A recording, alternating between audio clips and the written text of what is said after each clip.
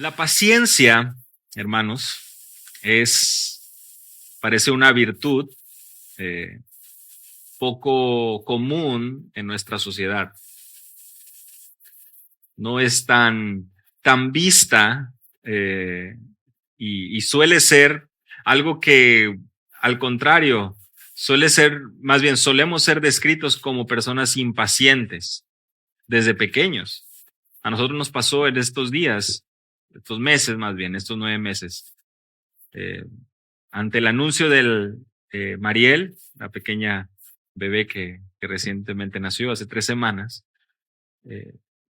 pues como al cuarto mes, tal vez, segundo, tercer mes que nos vamos enterando y que compartimos a los niños, pues la pequeña en ese entonces de nosotros, ahora la del medio, Marian, decía, pero pues ¿cuándo la vamos a conocer?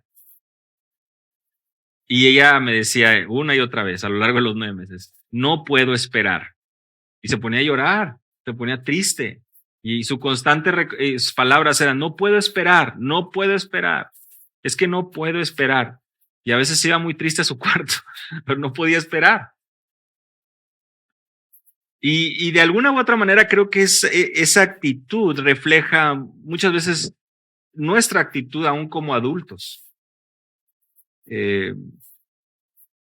Varias veces nos encontramos con que lo que hay a nuestro alrededor precisamente busca combatir nuestra impaciencia. Y los inventos aún, pues el horno de microondas, lo queremos rápido, ¿verdad? Así que tenemos hambre, queremos comer algo rápido, no me voy a quedar ahí esperando a que se caliente la comida y prender la estufa y hacer todo esto, ¿verdad? Aún los inventos de transportación, ahora volamos, vamos más rápido, no podemos estar mucho tiempo trasladándonos de un lugar a otro, buscamos alternativas. Y yo creo que los aeropuertos es un lugar perfecto para poder ver cómo la paciencia brota en nuestra sociedad, ¿verdad? Se atrasa el vuelo y es lo peor. Nadie tiene paciencia. Ahora, lo interesante es que cuando estamos en el avión y se nos dice, se va a retrasar el despegue, y ahí brota la impaciencia y brotan las palabras, y luego nos dicen, bueno, pues que es debido a que estamos revisando una falla. No, tárdense lo que quieran. Si se trata de eso, no, pues adelante. Pensamos mucho en nosotros, pensamos mucho en lo que más nos conviene, y lo que buscamos precisamente es poder satisfacer lo que queremos ya. Piensen en las tarjetas de crédito. No tengo el dinero, pero lo voy a tener, o al menos eso pienso que voy a tener. Y como lo voy a tener para la fecha de pago, vámonos a comprar. Somos impacientes, lo vemos, lo queremos, nos lo ponen en bandeja de plata a 6 meses o bandeja de oro a 12 meses, 24 meses, y pensamos que eso es precisamente la señal para que lo deba comprar, porque no puedo esperar a tenerlo. No puedo esperar a probar. No puedo esperar a hacer. La paciencia, aunque ustedes no lo crean, suele ser escasa, y lo ha sido a lo largo de los años. Y es precisamente en esta mañana que vamos a darnos cuenta que la paciencia precisamente, sobre todo esperando las promesas de Dios, es aquello que se convierte en un tesoro invaluable. ¿Y por qué digo esto? Pues seguramente algunos de ustedes reconoce o recuerda que el último libro del Antiguo Testamento es Malaquías. Malaquías está acompañado y está compuesto de varios recordatorios al pueblo de su infidelidad, de su amor por ellos mismos, de su búsqueda insaciable por saciar sus deseos. Es más, es un pueblo que han cansado al Señor con sus palabras, versículo 17 del capítulo 2, y todavía dicen, ¿en qué le hemos cansado? ¿Dónde está el Dios de la justicia? Clama el pueblo. En cambio, Dios dice en el versículo 6 del capítulo 3 de Malaquías, porque yo soy el Señor, no cambio. Por eso vosotros, oh hijos de Jacob, no han sido consumidos.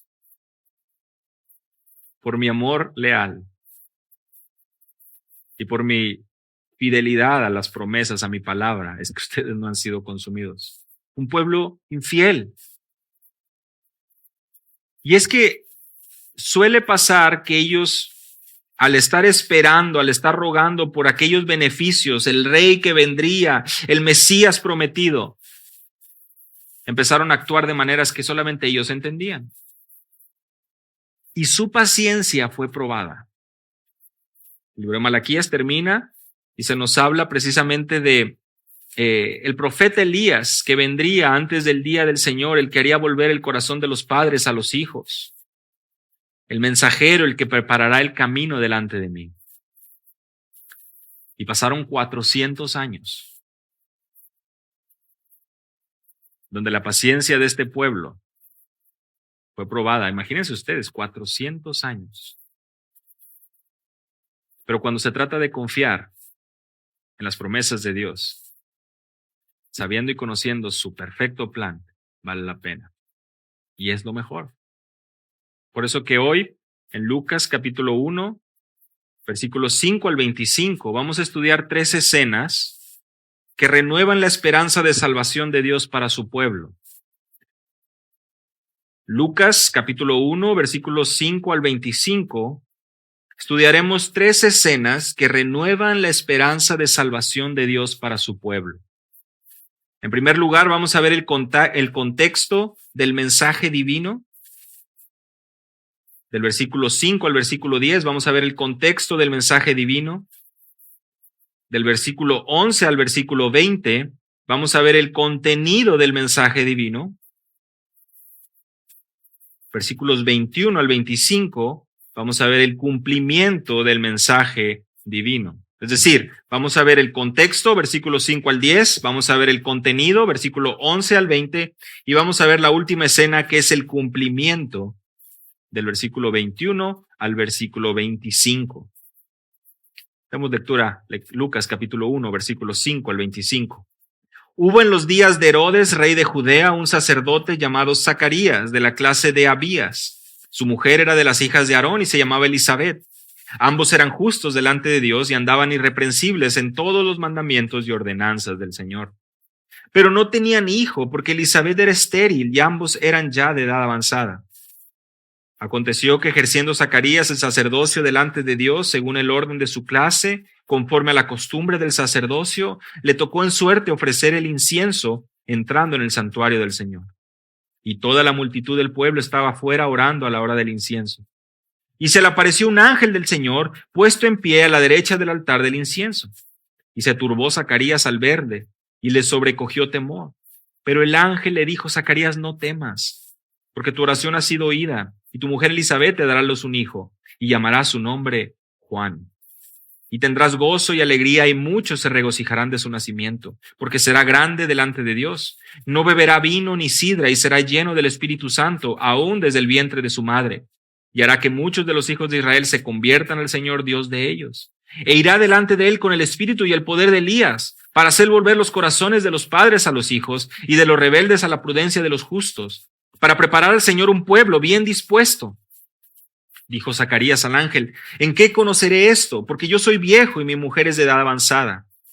Respondiendo el ángel le dijo: yo soy Gabriel, estoy delante de Dios, y he sido enviado a hablarte y darte estas buenas nuevas. Y ahora quedarás mudo y no podrás hablar hasta el día en que esto se haga, por cuanto no creíste mis palabras, las cuales se cumplirán a su tiempo. Y el pueblo estaba esperando a Zacarías y se extrañaba de que él se demorase en el santuario. Pero cuando salió no les podía hablar, y comprendieron que había visto visión en el santuario. Él les hablaba por señas y permaneció mudo. Y cumplidos los días de su ministerio se fue a su casa.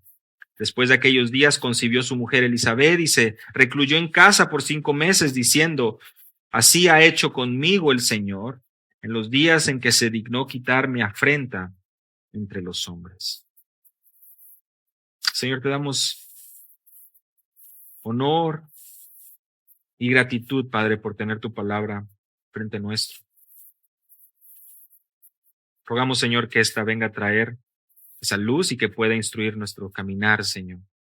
Concédeme fidelidad al instruirla, en enseñarla, al exponerla, Padre, para tu gloria, en el nombre de Jesús. Amén. Tenemos un relato justo antes, seguramente ya lo vieron, justo antes del anuncio del nacimiento de nuestro Señor Jesucristo, que estaremos viendo la próxima semana. Pero ante esta situación y ante este relato, les decía yo, nos encontramos con estas tres escenas. Y la primera es del contexto del mensaje divino. Esta primera escena nos va a situar, y Lucas lo hace muy bien, lo hemos estudiado la semana pasada, los primeros 4 versículos, en poder traer a nosotros la perspectiva y el estudio correcto de la situación. Es decir, él ha prestado atención y lo sabemos porque nos enseña la verdad precisa, con confianza, con certeza. Nos enseña, después de un estudio diligente que él realizó desde el principio, traer delante de nosotros la verdad de Dios. Ahora, la semana pasada estudiábamos, ¿es Lucas un gentil? Escribiéndole a Teófilo, un gentil, y trayendo ante nosotros, gentiles, la verdad de la Escritura, aquella que tiene una relevancia importante precisamente para todo el mundo. Y yo les mencionaba al inicio acerca de la paciencia y acerca de esos 400 años que transcurrieron desde el final de Malaquías hasta precisamente donde nos encontramos hoy. Un periodo donde brotaron las diferentes ramas que vemos en los evangelios, religiosos que mostrando un supuesto celo por la ley, anhelaban llegar a Dios mediante un esfuerzo humano.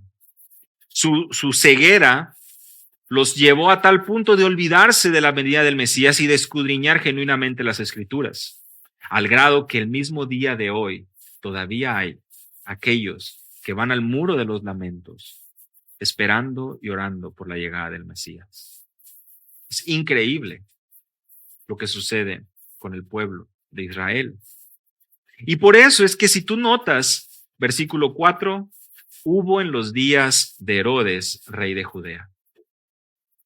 Por supuesto, si vamos a hablar del contexto, Lucas, siendo muy diligente y preciso, nos tiene que mostrar con datos históricos en qué momento es que está sucediendo todo esto. Herodes reinó del año 37 antes de Cristo hasta el 4. Es decir, vivió durante los primeros años de nuestro Señor Jesucristo. Y tú y yo lo sabemos, porque en Mateo capítulo 2, versículo 15, se nos narra que José y María vuelven de Egipto tras saber de la muerte de Herodes. Este hombre, cuya fuerza, habilidad, gustos y crueldad hacia sus enemigos lo distinguieron. Y por eso es que le permiten ocupar esta posición con gran autoridad, porque recuerden, el pueblo de Israel está viviendo bajo el dominio romano, pero aún así se le permite a este hombre, que por cierto, sin ser judío, adopta las costumbres judías, pero se le permite poderse llamar el rey de Judea.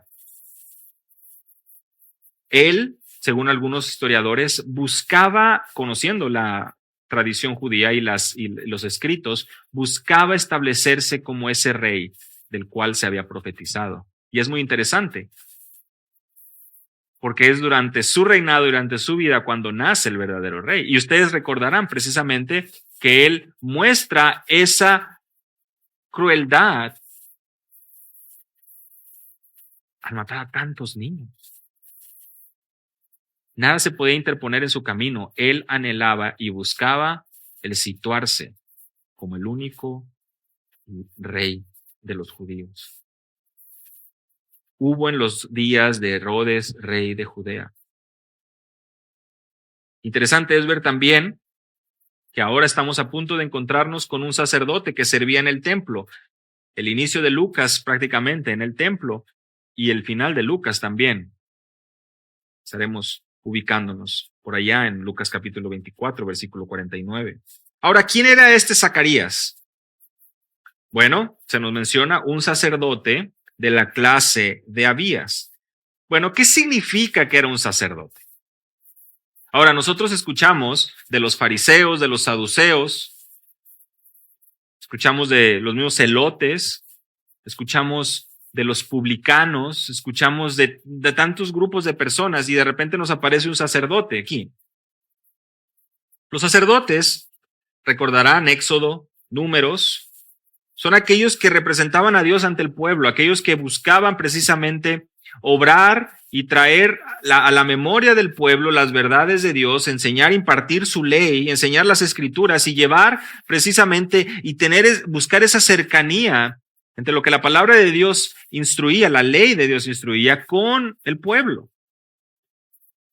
Ellos representaban esta labor. Dirigían al pueblo para hacer sacrificios. Los sacrificios continuaban, permanecían. Y estos hombres servían en el templo 2 veces durante una semana.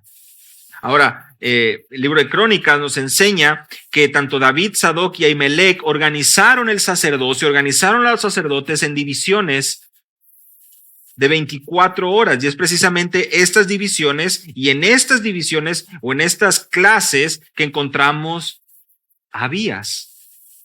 Él, Zacarías, de la clase de Abías, se encontraba ubicado en el 8º lugar de esta lista, de acuerdo a 1 Crónicas 24:10, y Nehemías capítulo 12, versículos 4 y 17.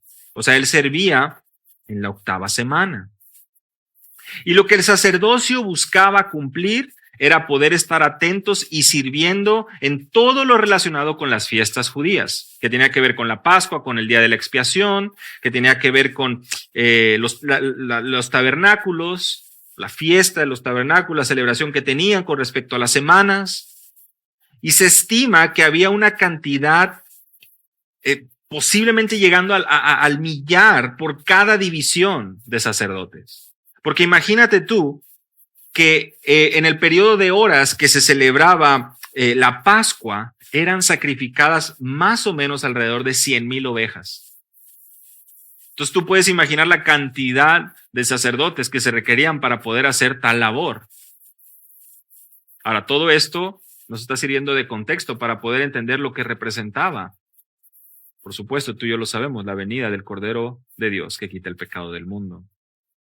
La religiosidad, la religión, la tradición era algo importante para los judíos porque, pues lo sabemos, Dios lo había establecido. A medida que esto sucedía y los años transcurrían, se iba desvirtuando y es lo que sucede en los profetas menores. Por eso yo les mencionaba acerca de Malaquías y cómo Dios les recuerda al pueblo lo mal que están y el juicio que vendría, además de la esperanza para aquellos que se sometieran a la verdad. Así que Zacarías se encargaba de estar sirviendo y vamos a ver un poquito más acerca de manera específica dónde estamos situados aquí.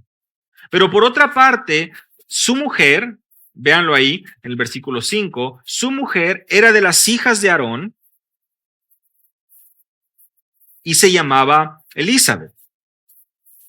Ahora, ella, como podemos ver, al ser hija de Aarón, sabemos también que venía de esa misma línea de levitas, de personas que estaban sirviendo en el templo o que estaban sirviendo de alguna manera como sacerdotes, de ese linaje. Ahora, eso no quiere decir que ella estaba sirviendo, lo que quiere decir es que ella procedía de esa familia y ahora qué importante era para un sacerdote el poder casarse con una mujer, no solo judía, sino que también tuviera esas raíces. Era algo importante. La ubicación importa.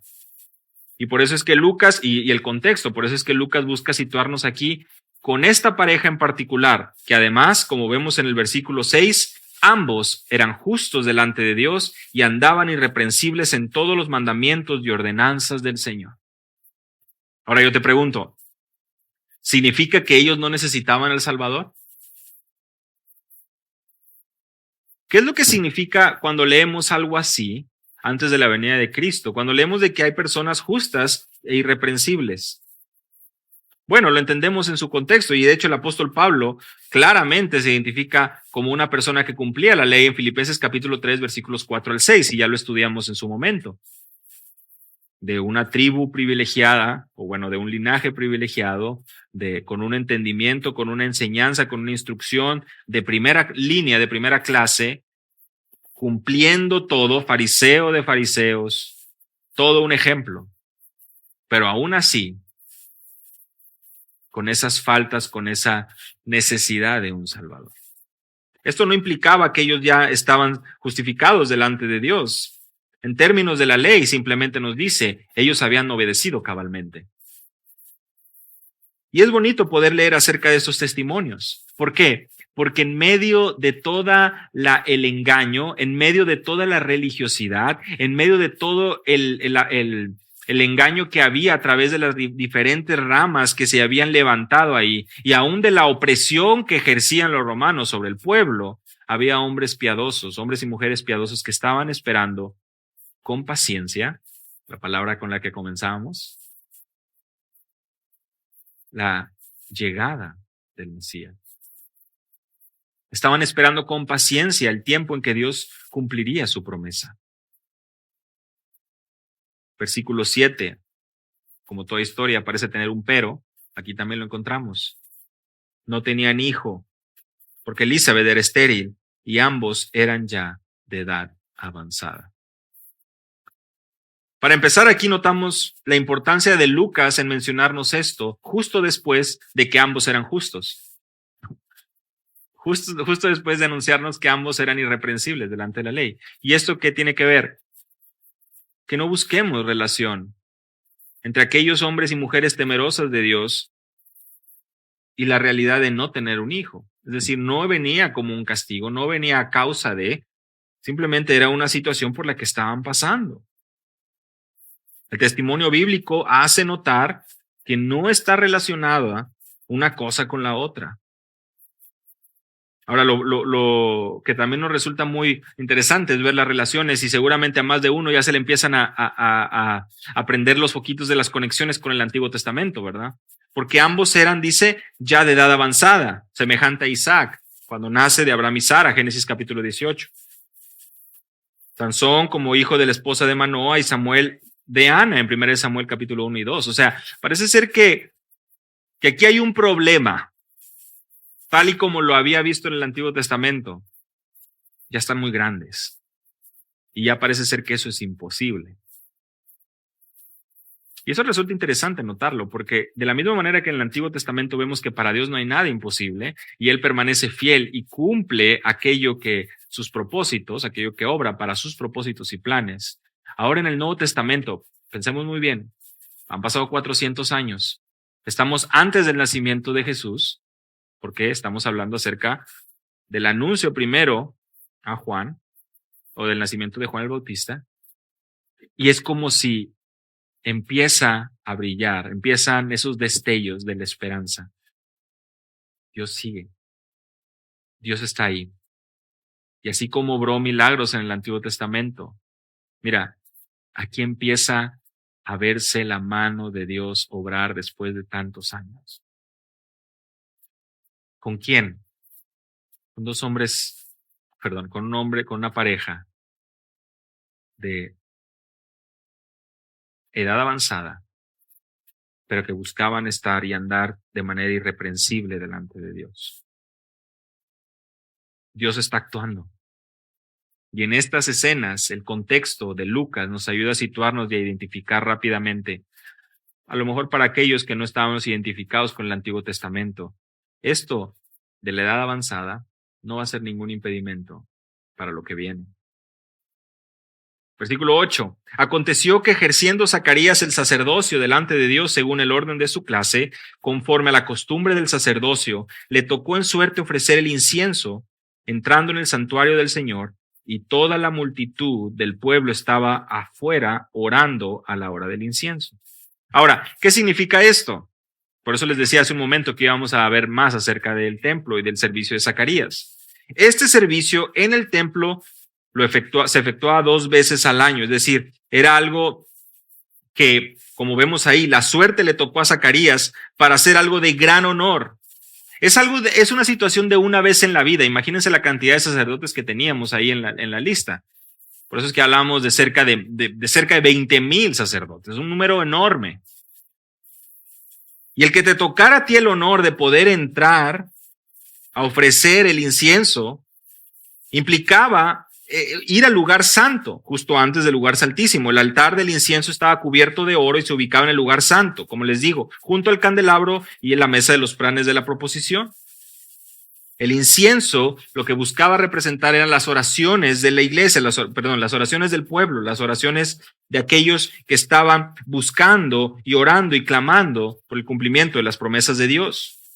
Y este servicio de quemar incienso se realizaba 2 veces, en la mañana y en la tarde. Es interesante que podamos apreciar esto.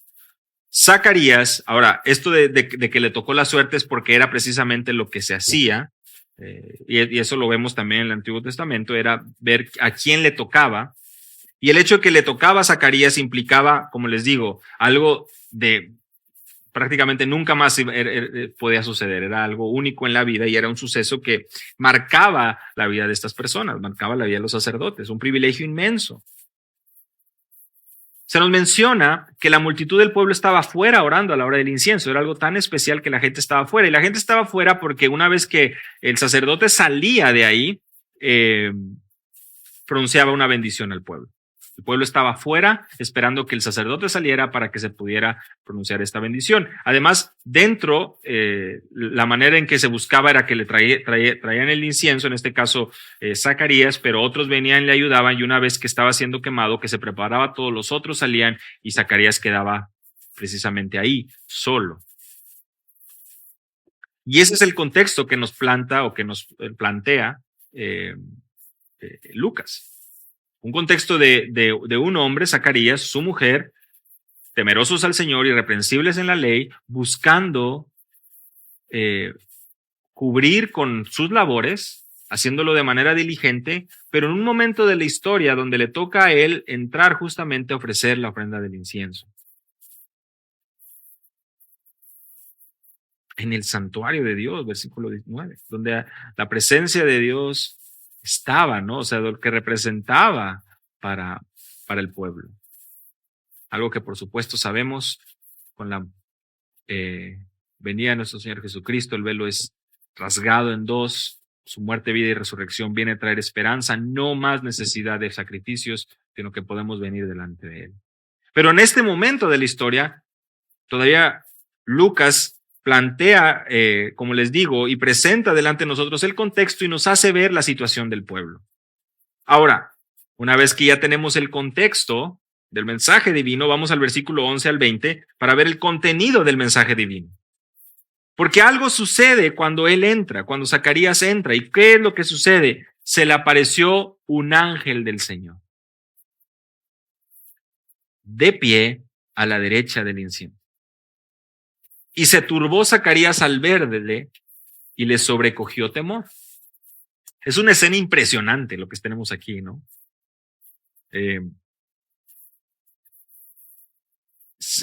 ¿Qué tan común es que el ángel se presente? Les digo nuevamente, 400 años de que no ha pasado absolutamente nada, más bien, pues, diagnóstico de que todo esto va en picada, que la situación no parece mejorar. Y es interesante, dice, se aparece un ángel del Señor, se pone en pie, o puesto en pie, a la derecha del altar del incienso. ¿Y qué sabemos acerca de ponerse a la derecha de algo? Bueno, sabemos que implica autoridad. El altar, la presencia de Dios, y el ángel a la derecha, autoridad, la diestra de Dios. Sabemos quién está sentado ahí. Apocalipsis capítulo 5, versículo 7, Hechos 7, versículos 55 al 56. Lo leíamos hoy también en la escuela dominical. Esta posición a la diestra, a la derecha del altar del incienso, el ángel se aparece ahí. Ahora, ¿cuál es la reacción de Zacarías? Pues la más normal. Lo vemos en Apocalipsis con el apóstol Juan. Lo vemos aún a lo largo del relato bíblico, un temor reverente, una búsqueda de pues, no saber qué hacer más que rendirte. Se turbó, le sobrecogió temor. Es un estado de agitación, muy posiblemente temblando, aterrorizado. Es interesante pensar en la descripción de Zacarías, porque era un hombre justo, temeroso del Señor, irreprensible, y se presenta un ángel y que no aguanta la situación, está en shock. Tú y yo podemos leerlo muy fácil, ¿verdad? Y decir, seguramente ya Zacarías estaba haciendo conclusiones, wow, algo especial viene. No, pero o sea, en ese momento lo que su mente lo que pasaba por su mente era un temor.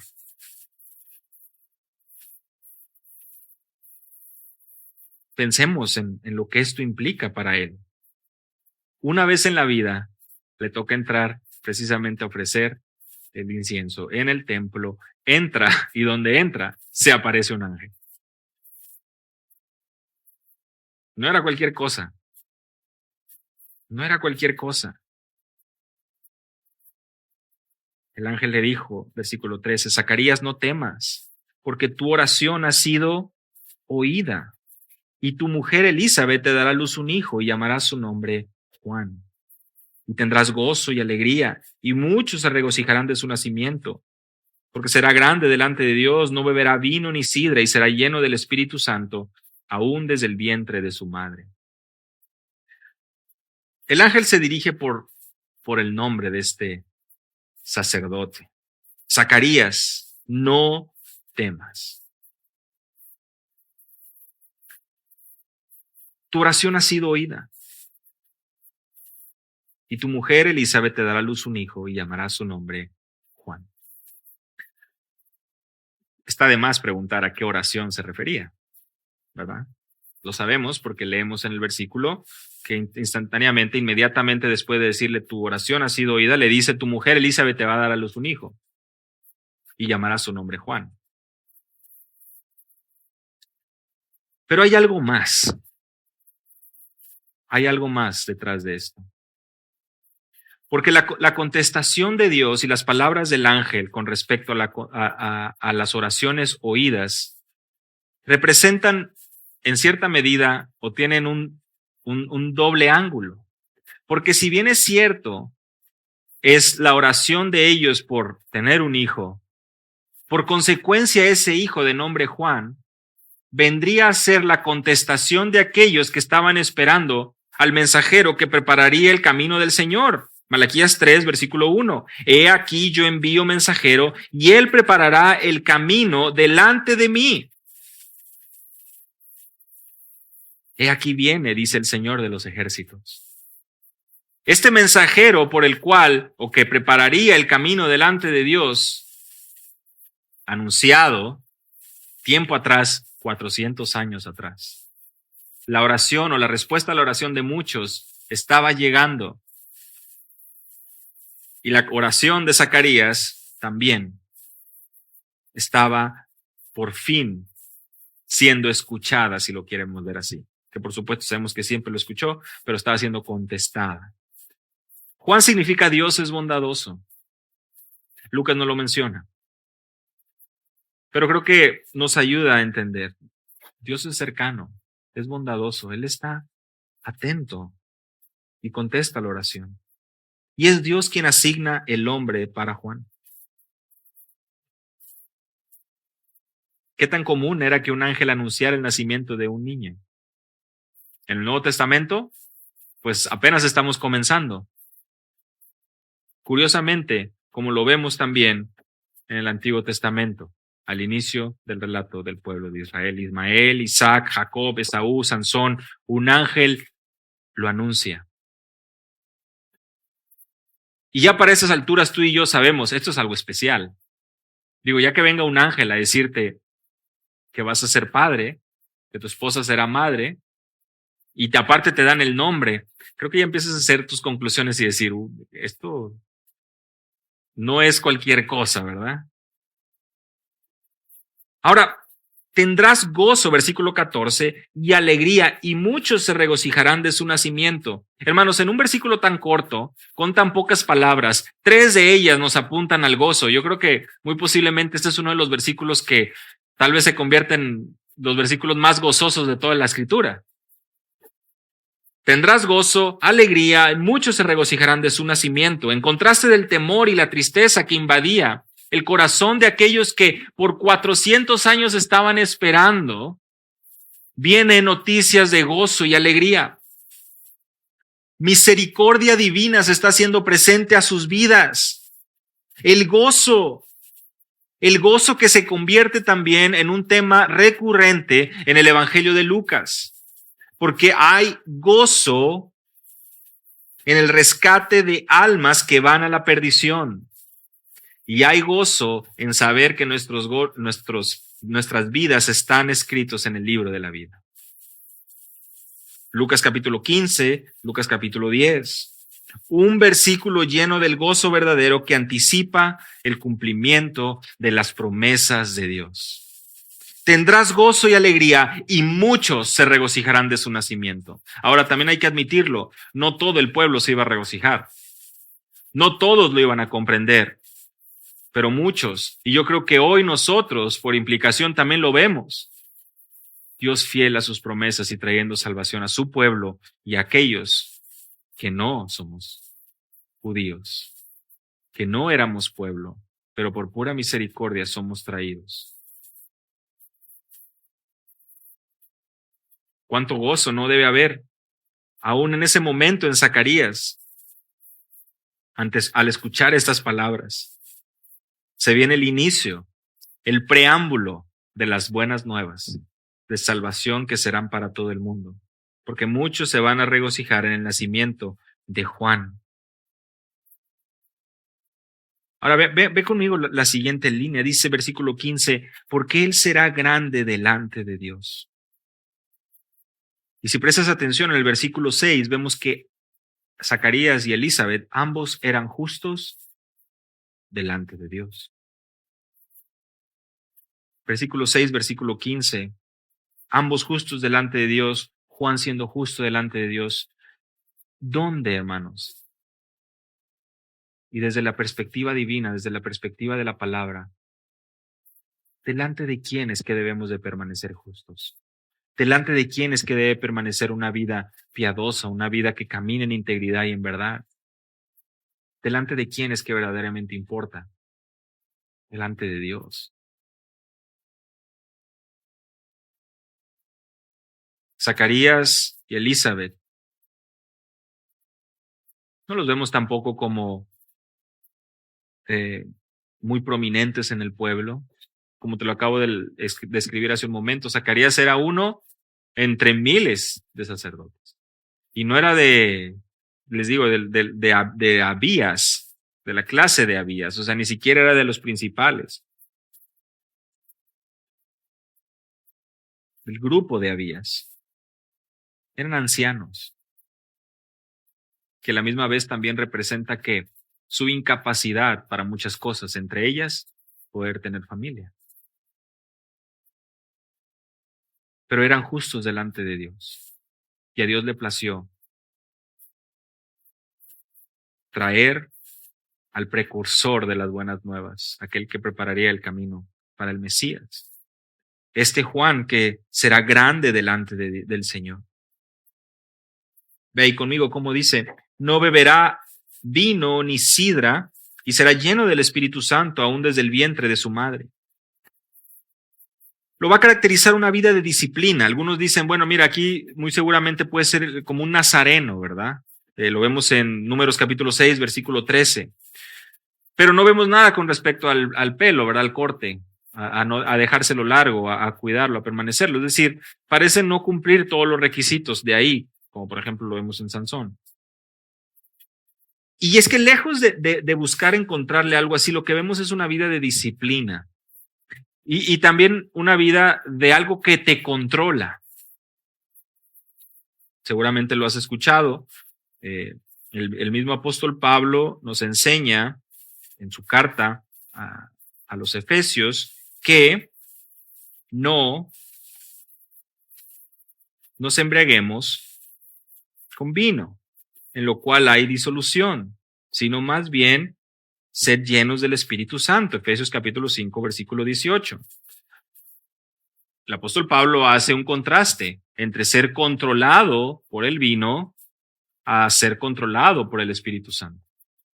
Y aquí lo que nos está diciendo, de alguna manera, Lucas, es que esta disciplina de Juan, completamente dependiente del Espíritu y ajena a los placeres, tentaciones de este mundo que pudieran controlar su vida. Lo importante era su consagración y su disciplina al Señor. Lleno del Espíritu Santo aún desde el vientre de su madre. Recordemos que estamos en un periodo antes de la venida de Cristo y en el Antiguo Testamento vemos cómo el Espíritu Santo venía y reposaba y a la misma vez también se apartaba. Es común en el contexto del Antiguo Testamento.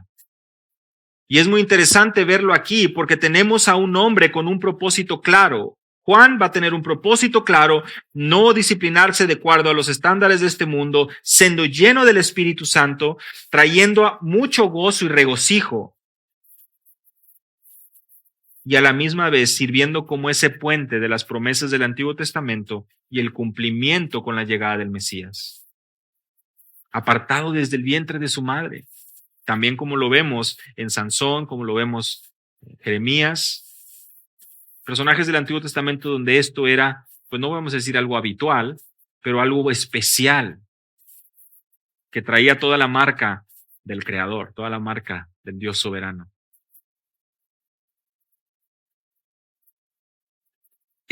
Juan, versículo 16, hará que muchos de los hijos de Israel se conviertan al Señor Dios de ellos. La palabra convierta nos habla acerca del arrepentimiento, del cambio de dirección. Y ve, Juan hará que muchos de los hijos de Israel se conviertan al Señor Dios de ellos. Lucas capítulo 3, versículo 3 nos dice que Juan predicaba el evangelio de bautismo, de arrepentimiento para el perdón de los pecados.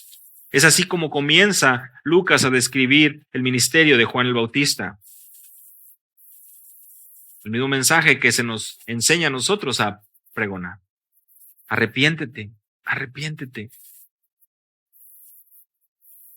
La labor de Juan es clara, su disciplina, su consagración es clara. Desde el anuncio del ángel a Zacarías, ve el versículo 17, irá delante de él con el espíritu y el poder de Elías para hacer volver los corazones de los padres a los hijos y de los rebeldes a la prudencia de los justos, para preparar al Señor un pueblo bien dispuesto. Y aquí va a resultar muy interesante. Irá delante de él con el espíritu y el poder de Elías. Lo leímos hace un momento, Malaquías capítulo 3, versículo 1.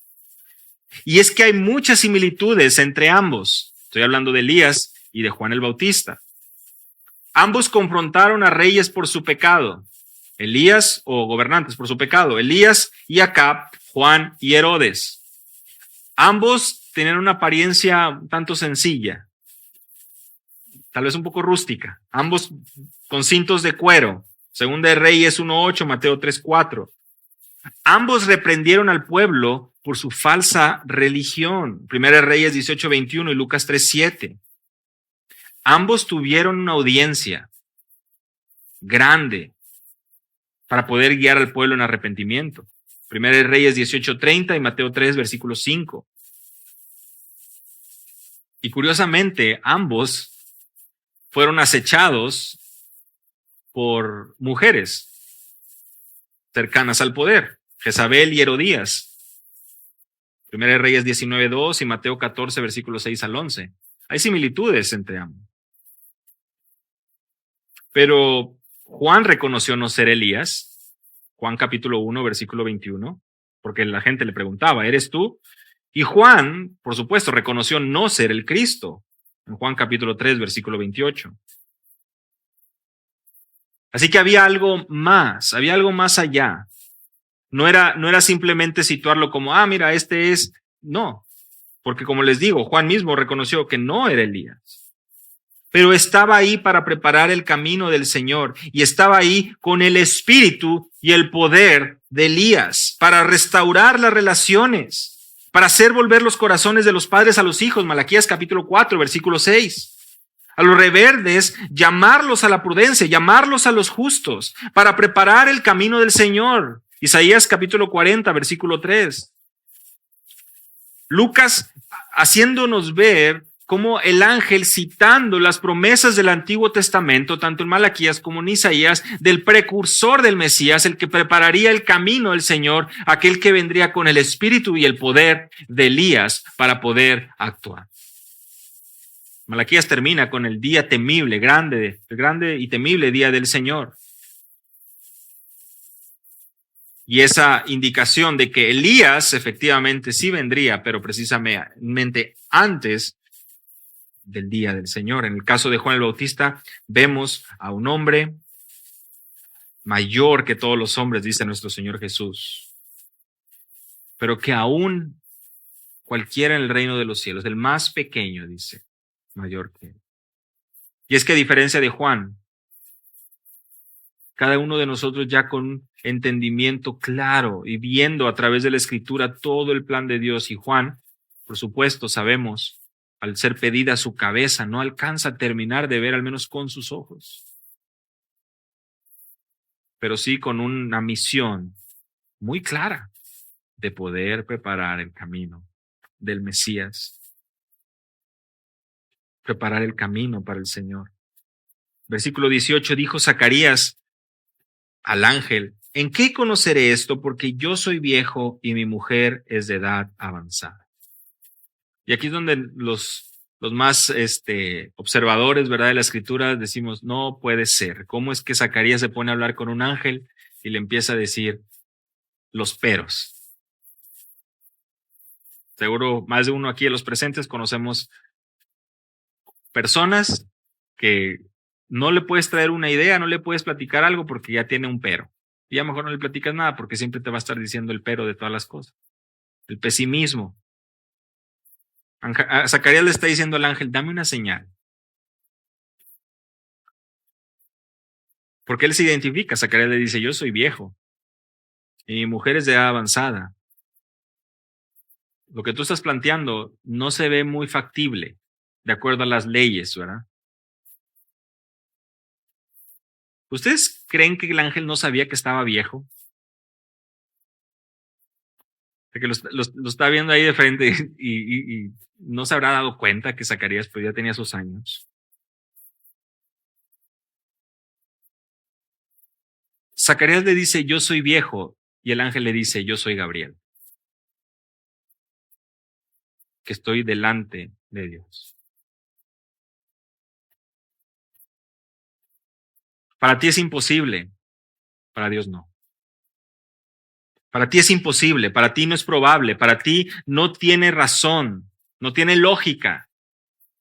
Pero Dios y sus planes superan, exceden el conocimiento humano. El ángel se identifica una vez que Zacarías parece presentar sus credenciales, ¿verdad? Porque seguro ya sabía que era un sacerdote y le dice, bueno, estoy viejo. Y el ángel le dice, yo soy Gabriel y estoy delante de Dios. Y he sido enviado a hablarte y darte estas buenas nuevas. Lejos de haber duda en tu corazón, lo que debería haber sería regocijo por lo que te estoy diciendo. Gabriel enfatiza, y es importante, mira, enfatiza su autoridad, pero también enfatiza que él es enviado de Dios. A Gabriel, una vez que Zacarías seguramente escucha su nombre, al ser estudioso de la ley, seguramente pensó en Daniel capítulo 8, Daniel capítulo 9, donde Gabriel ya aparece también.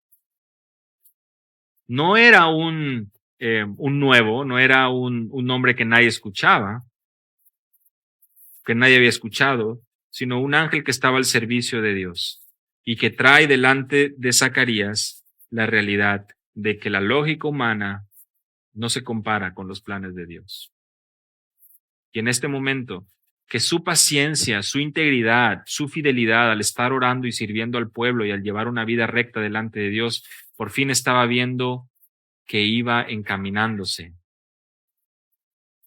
a la venida del Mesías. ¿Ustedes creen que Zacarías no empezaba ya a darse cuenta con el mensaje de Gabriel, del ángel Gabriel, con respecto a quién iba a ser este Juan? Piensen ustedes, una temporada de 400 años donde el pueblo, muy pocos mostraban todavía esa paciencia y esa espera. Ahora quedarás mudo, versículo 20, y no podrás hablar hasta el día en que esto se haga, por cuanto no creíste mis palabras, las cuales se cumplirán a su tiempo. Quería una señal, aquí está. Y no solo una señal, sino un juicio también por su incredulidad. Ya no podría estar sirviendo en el templo, ya no podría estar sirviendo así. Es un acto de misericordia de Dios. No quitó su vida, pero le da esta señal para poder dejar en claro su poder. Y ahora presten atención al final. Por cuanto no creíste mis palabras, las cuales se cumplirán a su tiempo. Y esto puede resonar en nuestros corazones hoy, tal vez, porque con cuánta facilidad nosotros mismos dejamos de confiar en la palabra de Dios. Y hacemos ver como si nosotros, nuestra lógica y nuestra situación pudiera tener mayor peso, mayor valor, mayor lógica a lo que la Biblia nos enseña. La actitud de Zacarías en duda, en temor, no viene para nada en ser algo diferente a lo que muchos de nosotros también mostramos. Y a lo que el pueblo mostraba en ese momento, recuerden, no es, la paciencia no era una virtud muy conocida, ni en aquel tiempo ni ahora. Pero el tiempo estaba llegando, el tiempo estaba cercano, estaba próximo para la llegada del Mesías. Las buenas nuevas de salvación, buenas nuevas, dice Gabriel en el versículo 19. Y estas palabras se van a cumplir a su tiempo, al tiempo de Dios, no al tiempo del hombre, no al tiempo que nosotros queremos, no como nosotros buscamos acomodarlo. Su bondad, su fidelidad, su certeza, todo lo que encontramos en su palabra, todas las bondades de Dios para nosotros son reales. Las veamos o no las veamos nosotros, Dios sigue siendo fiel y Él permanece fiel a sus promesas, como lo vimos hace un momento. Siendo el creador de todo, trayendo salvación al mundo por medio de su Hijo, por medio del plan eterno, del plan de redención. Aquello que parecía haberse arruinado con la llegada del pecado en Génesis capítulo 3, empezaba a encontrar y a seguir un curso donde por fin se ve la esperanza, se ve la luz. No en el tiempo de los hombres, no de acuerdo al perfil que buscaban los hombres, sino aquel que siempre estuvo en el corazón de Dios. Porque Él no cambia. Sabemos, Santiago nos lo explica en capítulo 1 acerca de cómo no hay sombra de variación. Él es Dios.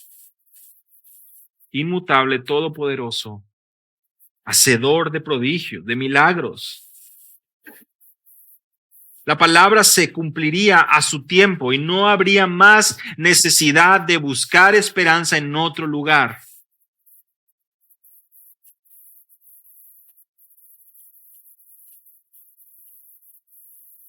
Hemos visto el contexto, hemos visto el contenido del mensaje.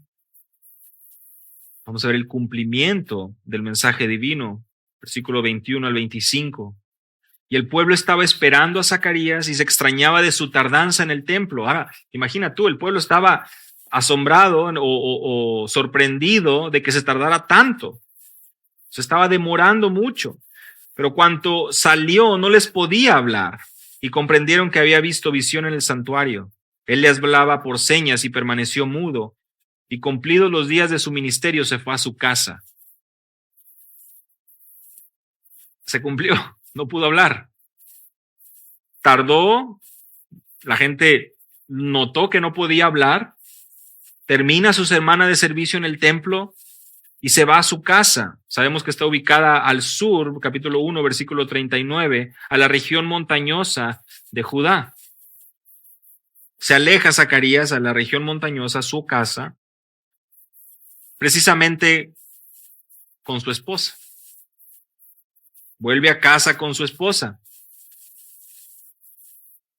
porque su hijo nacería, vendría Juan. Capítulo 20, versículo 24, después de aquellos días concibió su mujer Elizabeth y se recluyó en casa por 5 meses diciendo, así ha hecho conmigo el Señor en los días en que se dignó quitar mi afrenta entre los hombres. Lucas deja claro que Elizabeth concibe al regresar Zacarías a casa y sale de su corazón un gran agradecimiento y una adoración a Dios. Dios ha cumplido. y ha quitado ese dolor, esa afrenta que tenía delante de los hombres.